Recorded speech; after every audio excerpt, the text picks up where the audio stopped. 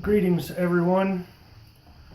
Right now we're going to talk about the ministry of truth, as it has been suggested by a lot of people on the left that we need to regulate all of this quote-unquote fake news, and that something needs to be done about the internet specifically, because that's where all the fake news is. Now, granted, there's a lot of bullshit on the internet that's, to any thinking person is very obviously false.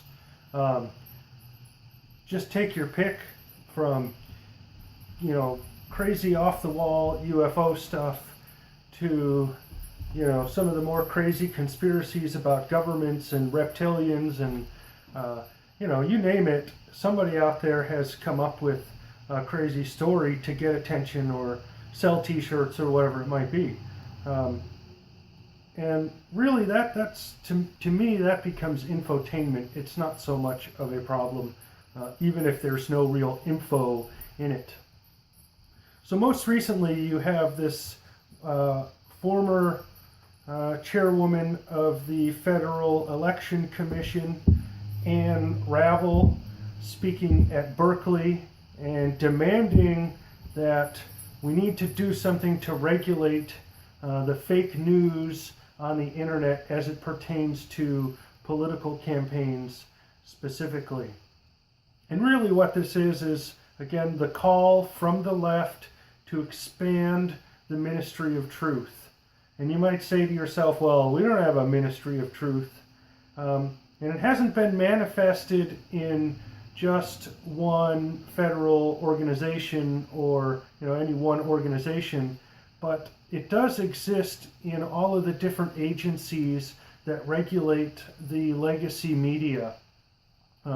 Think of radio and all the licensing that you need to have a radio broadcast tower, and the same applied to television. And it was a pretty easy transition at that time, because it was easy for the government and politicians to sell people the idea that all of this equipment was dangerous, and so it needed to be regulated, and therefore anyone trying to operate a radio station or a television station needed to be licensed so that there could be some oversight. And there is definitely some logic to that, so it was an easy pill for people to swallow. And then those same corporations moved very seamlessly into the digital age of television with cable TV and satellite TV and that kind of stuff. And again, the whole concept of satellite TV, expensive equipment that's potentially dangerous, powered in some cases by small nuclear reactors, so on and so forth. So the need for licensing and oversight was an easier pill for people to swallow. But now, with the internet, it's extremely safe, extremely inexpensive, and very easy for anybody to publish information on the internet. And so I think that people are much more aware of how this ministry of truth is trying to get their fingers into this cookie jar and regulate the kind of information that's being spread around between people, between consenting adults. And so a lot of people who are active on the internet are very aware that the internet is sort of the last bastion of free speech, aside from maybe physical print. And physical print, obviously, they kind of leave that alone in terms of trying to regulate that truth, because it doesn't compare to the internet. It's relatively easy and cheap to produce, but it's expensive to distribute, and it takes a lot more time, whereas with digital distribution you can reach millions of people instantaneously at a very, very low cost.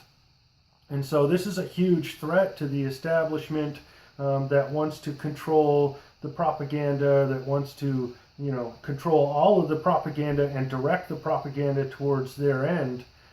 So they're very desperately realizing that they need to expand the powers of the ministry of truth.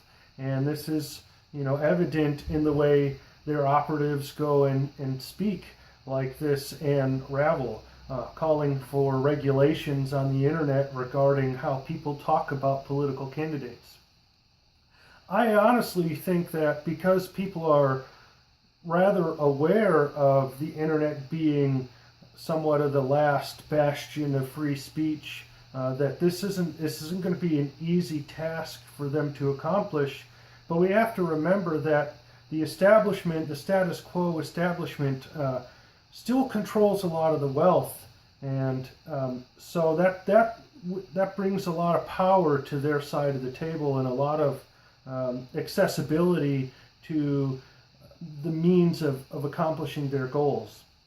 So I would urge people to be very aware of this, especially in your local communities. It's probably going to start at the state level, or maybe even in some cases at the municipal level, trying to crack down on how you can distribute information, because I don't think they're going to be able to just jump right into big federal, at least not in the United States. We do see that in Europe, Germany especially, and other places where information is very heavily censored if it doesn't go with the establishment agenda, regardless of how factual it is. See, the problem is that the Ministry of Truth doesn't really care about truth. They just care about furthering their agenda, and which is basically just making more money and accumulating more power. So stay vigilant and oppose the Ministry of Truth. Thanks for listening.